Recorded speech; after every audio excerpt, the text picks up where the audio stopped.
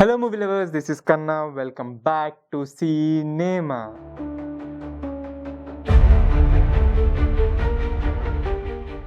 ఈరోజు కిరణ్ అబ్బవరం నటించిన Dil Ruba which is directed by Vishwakarun and music Sam CS.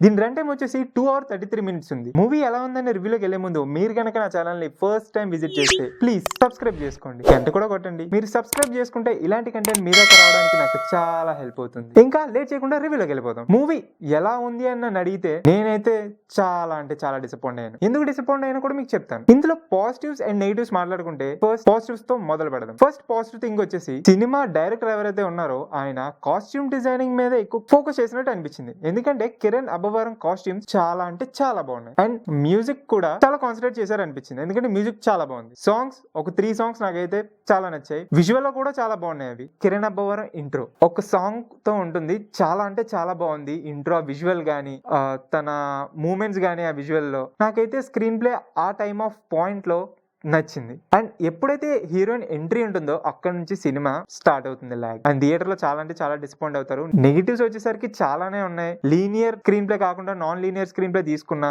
అందులో కొంచెం మ్యాజిక్ చేయొచ్చు అనే థాట్ డైరెక్టర్ కు ఉన్నా అది ఎక్కడ వర్కౌట్ అవ్వాలి. ఎందుకంటే స్టోరీ పాయింట్ లో కామెడీ జనరేషన్ అనేది చాలా తక్కువ ఉంటుంది. ఎంత తక్కువగా అంటే మాక్సిమం ఒక 10 minutes కూడా కామెడీ అనిపించలేదు మనకు 2 hours 33 minutes రన్ టైమ్ లో. అది కూడా కొంతమంది యాక్టర్స్ వల్ల అనిపించింది. కానీ Kiran Abbavaram dubbing is the negative thing. తను ఎప్పుడైతే యాంగ్రీలో ఉన్నారో ఆ టైంలో తను డబ్బింగ్ ఒక చిన్న పిల్ల డబ్బింగ్ లా ఉంటుంది. ఎందుకు ఆ ఉగ్రహం అనేది ఆ డైలాగ్ డెలివరీలో కనిపించలేదు. That is the next biggest negative point. దీనికి ఇంత రన్ టైం అవసరం అంటే నాకైతే కరెక్ట్ కాదనిపించింది అంత రన్ టైం. ఎందుకంటే అంత ఇంపార్టెంట్ ఎలిమెంట్స్ లేవు, అంత స్టోరీ కూడా లేదు. ఒక్క పాయింట్ తీసుకొని దాన్ని సాగొట్టారు. మీరు స్టోరీ గనక ఏంటి అని అంటే స్టార్టింగ్ హీరో హీరోయిన్ వాళ్ళిద్దరికి బ్రేకప్, సెకండ్ హీరోయిన్ వస్తుంది, వాళ్ళిద్దరికి ఏదో మిస్అండర్స్టాండింగ్ వచ్చి మళ్ళీ విడిపోతారు. వీళ్ళిద్దరిని కలపడానికి తన ఎక్స్ వస్తుంది. ఇదే స్టోరీ. దీనికి మించి ఇందులో స్టోరీ ఏం లేదు. ఈ స్టోరీనే మనకి 2 hours 33 minutes చూపించారు. ఇదే స్టోరీ మనకి చూసుకుంటే రిటర్న్ ఆఫ్ ద డ్రాగన్ లో సబ్ ప్లాట్ కింద ఇదే స్టోరీ ఉంటుంది. కానీ దీంతో చాలా ఫన్ ని జనరేట్ చేశారు. అండ్ మెయిన్ ప్లాట్ వేరే ఉంటుంది. కానీ ఇందులో మెయిన్ అండ్ సబ్ ప్లాట్ వచ్చేసి same thing. Only heroine X coming to his life and changing his life. ఇదైతే కిరణ్ అబ్బవరం ఈ స్టోరీ సెలెక్ట్ చేసుకున్నాక నాకు ఎందుకో కా మూవీ దీనికన్నా చాలా బెటర్. కా మూవీ తన స్టోరీ సెలెక్షన్ మారిందేమో, కొత్తగా ట్రై చేస్తున్నాడేమో అనుకున్నా. కానీ కిరణ్ అబ్బవరం గారు మళ్ళీ ఓల్డ్ ప్లాట్స్ కి వచ్చేసారు. సేమ్ కమర్షియల్ రాడ్ ఫిల్మ్స్ కి. తను ఏదైతే స్టార్టింగ్ నటించిన రాజావారు రాణి గారు అనే మూవీ ఉందో అది నాకు చాలా నచ్చుతుంది. తర్వాత వచ్చినవన్నీ ఏదో తీయాలన్నట్టు అలా ఫ్లో లో వెళ్ళిపోతూ ఉంటాయి. ఏ మూవీ కూడా నాకు సెట్ అవ్వలేదు. ఇప్పుడు కా వచ్చిన తర్వాత తన యొక్క ఫిలిం ఏదైతే తను తీసుకుంటున్నాడో ఆ స్టోరీ సెలెక్షన్ అనేది నాకు చాలా బాగా నచ్చింది.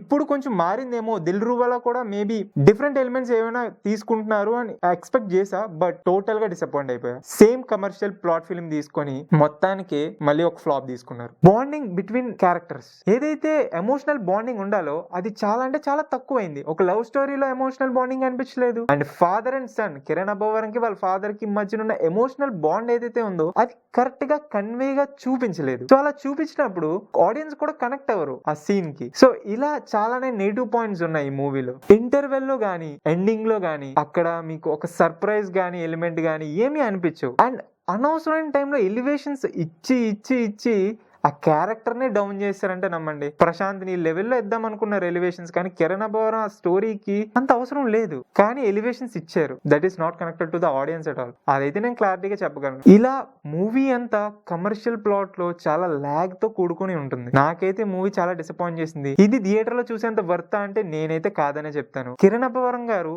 ఇలాంటి స్టోరీ లైన్స్ కాకుండా డిఫరెంట్ గా ఎలా సెలెక్ట్ చేసుకున్నారు, ఆ టైప్ ఆఫ్ స్టోరీస్ గానీ ఒక డిఫరెంట్ కాన్సెప్ట్స్ గానీ ట్రై చేస్తే ఖచ్చితంగా సక్సెస్ఫుల్ హిట్ కొడతారు.